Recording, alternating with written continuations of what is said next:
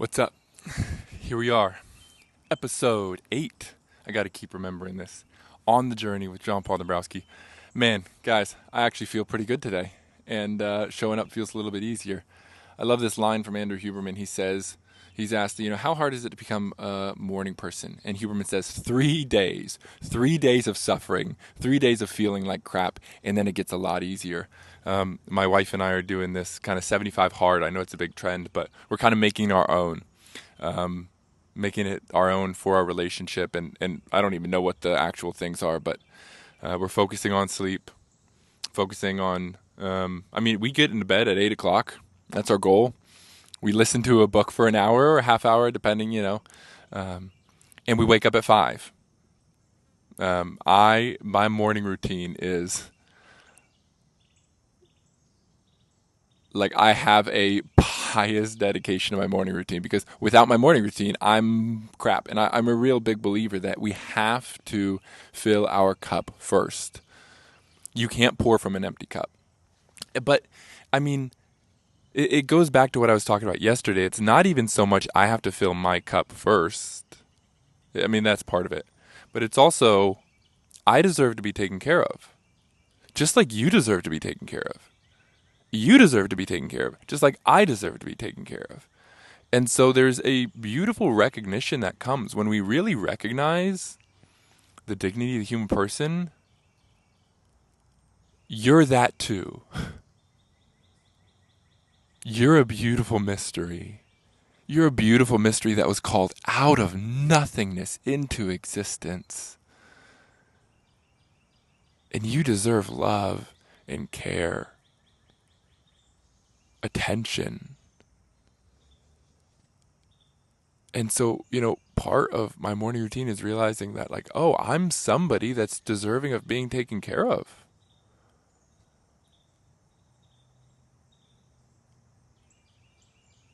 And it kind of changes everything when you realize, people deserve love, and I'm one of those. Then show no impartiality. I'm not going to show you more love than I show myself. I'm actually going to show us all the same amount of love. And maybe it gets more complicated than that, but today one of the things that I was reflecting on in this vein is, I was going to talk about this. I made a video yesterday on Instagram, and it actually blew up more than any of my others so far. It just kind of, it's going up. And I made this comment about cutoff culture. And we talk about cancel culture, but cancel culture is the symptom at a high level of a much more low-level everyday experience. We can't cancel other people, but we can ghost them. We can disappear. And our culture is absolutely embedded and infused right now with this kind of cut-off culture. If you do something that I don't like, I'm going to cut you off. And it's really, I think, most evident in dating. I'm so grateful for my wife in so many ways, but the dating world right now is just, it seems terrible. I've got some real close friends and loved ones, and it just sounds so painful and so difficult. The amount of times people are just ghosted, or it feels like somebody's really nice and then all they want is a hookup. Or people are acting really committal and then they just ghost, disappear. There's a real lack of just clarity and communication. And I think one of the reasons this is happening is because we overemphasize feelings. I know. I said it. Now, I'm a therapist, right? I am all about feelings. And you'll hear me in other places and at other times say things that might sound the complete opposite of what I'm saying right now. But here's the issue. When in the past our feelings haven't been validated and met and listened to, then in the present they mislead us. And so what I want what we need to do is we need to learn how to listen to our feelings. We need to attend to our feelings. We really need to pay attention to our feelings. But that's something different completely than being led by them, than being guided by them. And so ACT is a type of therapy. It's called acceptance and commitment therapy, and it blends together mindfulness and CBT, cognitive behavioral therapy. One of the things that I really love about ACT is that it really emphasizes values. And what it teaches us is that you can't trust your feelings because they come and go. But what you can trust is your values. And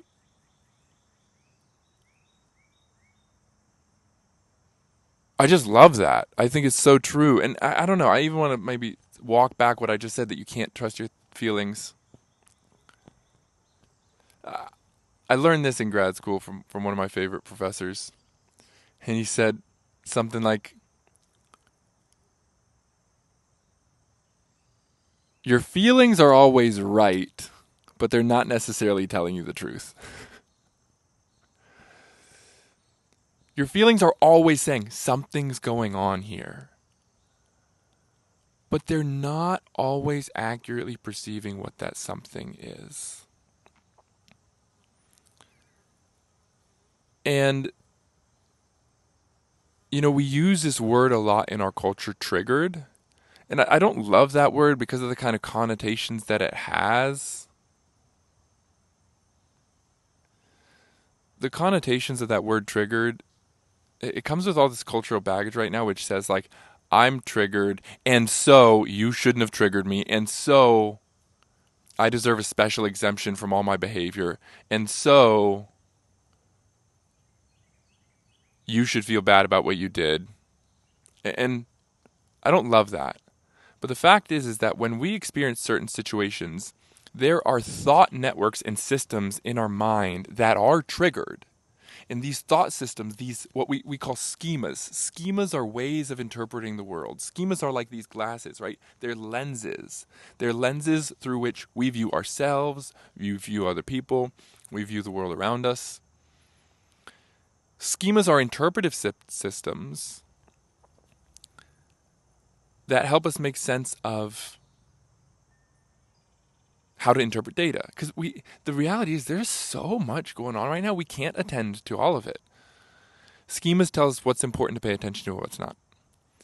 And what happens is that when our schemas are formed early in childhood, through young adulthood, into adulthood, and when we're hurt, say we had a really painful experience with a friend, right? We were really betrayed. We were really hurt. And if we go to our parents, or we go to a brother or sister, we go to someone that we trust, and we say, like, I was really hurt by this friend. And their response is, oh, get over it. It's not that big of a deal. That statement, when we're in that pain says, I'm experiencing now both betrayal and rejection, and my feelings are invalidated. And so we develop a schema surrounding this. And the schema might be something like, your feelings don't matter, John-Paul. And so the next time something happens, right, the next time I experience a betrayal, what's going to activate? That protective mechanism. And what's it protecting me from? That protective mechanism is protecting me from going to a loved one and saying, hey, I was really hurt, and getting the same painful experience that was already internalized. So much of our automatic thoughts, personality, tendencies, habits are these internalized protective mechanisms. Harry Stack Sullivan says that personality is the collection of interpersonal coping strategies that we develop to minimize anxiety with our caregivers and promote our own self-esteem. This is what attachment theory teaches us. Attachment theory teaches us that It's in the bonds with our caregivers. It's in the relationship with the caregivers that we internalize what should I expect in relationships for the rest of my life, right? We create really deeply embedded schemas. We all have needs, emotional needs and physical needs as children. And the degree to which our caregivers are accurately attuned to those needs and respond to them effectively is going to determine the schemas that we develop. If my caregivers don't attend to my physical needs, I'm probably going to develop a schema that's something like, I'm never going to have what I need. And then, right, what's going to happen when I go to a buffet? I'm going to eat all I can eat. Right? Because it's like, oh man, there's this scarcity mentality. It's interesting because right now I'm talking about this stuff and I'm kind of like, oh, this kind of feels regurgitated. I feel torn right now, man, because there's like this part of me that wants to talk about this stuff. There's another part of me that's like, I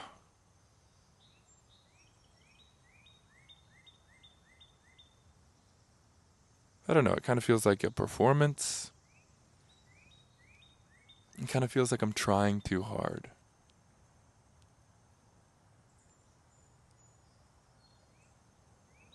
This is a reflection point that's been really helpful for me recently. When I feel like I'm trying too hard, it's usually because I am. To illustrate the point, that's kind of, a schema that I have. And that schema is, I have to work really, really, really hard to get people to like me.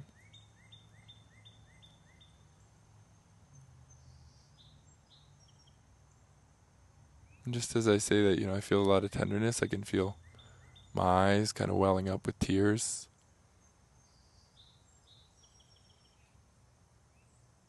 There's parts of me that still really believe that I have to work really, really hard to get people to like me. And even then, sometimes I can't. And that leaves me confused and that leaves me hurt. There's this part of me that kind of says, if I could just know exactly what to do, then I could do it. If I could actually just know what you actually want, then I could actually do it. And then I wouldn't hurt this way. It's a part of me. I can really kind of feel it in my heart right now. I can feel it in my eyes and tearfulness and tenderness. And the response here, this part that I have is like, man, this feeling's just totally welcome. This part of me is totally welcome. It's okay, buddy.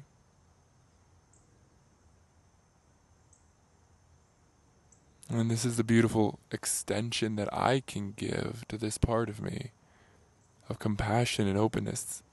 Hey, buddy, you don't have to work so hard for me to see you.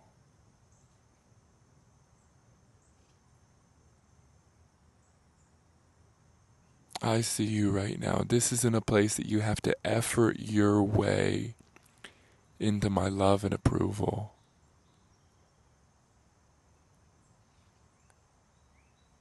That's a burden, isn't it? It's such a burden that this part feels that this part has to work its way into love and approval.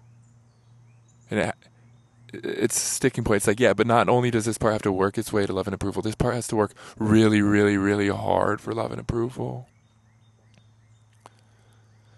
I could just feel it on my shoulders too.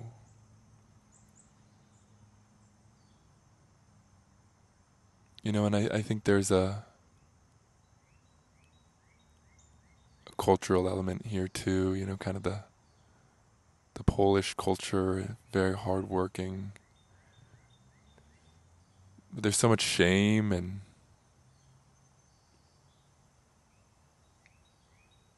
at least here in the States, I think, in the kind of my experiences of this, I think so many So many immigrant families have felt it.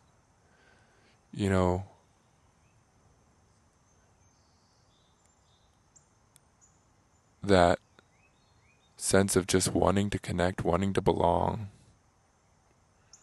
but feeling like everybody's got it together, everybody's in the in crowd. So there's these ways too that the burdens that we have, they don't just come about because of these individual experiences that we get hurt and then have these burdens from. We can also have what Richard Schwartz calls legacy burdens. And legacy burdens are burdens that are passed down through our lineage that just kind of come with the culture.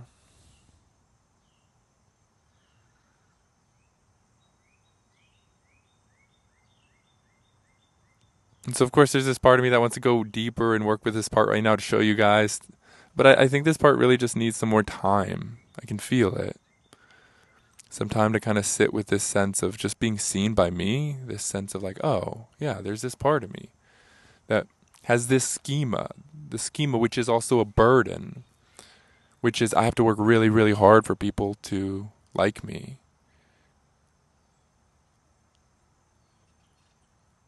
And this is really, really important. I see this a lot in therapy. I see this a lot in this work.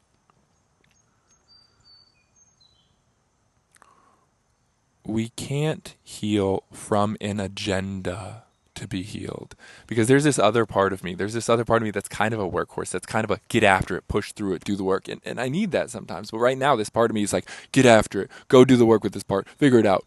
And what I'm saying, I'm connecting with this part. And I'm connecting with both of these parts and realizing, hey, that's not what's needed here. This part needs space, right? You cannot effort a flower to grow. You can cultivate the climate for it to grow, but it has to grow on its own. And there will be different stages of its development and growth, which you can intervene at with pruning and planting and watering and soil. But when we're doing this inner work, I think we need to learn this more too. There's periods of work. There have to be periods of rest too. We have to give ourselves the space and time that we need. Now, this isn't like a sense of like, if it's hard, lean out of it. It's saying you have to become wise. This is why wisdom is part of the byproduct of healing, because you cannot heal without wisdom, and you can't be wise without healing. And so here I'm feeling this wisdom of like, okay, it actually was a lot for this part of me just to be seen. Okay.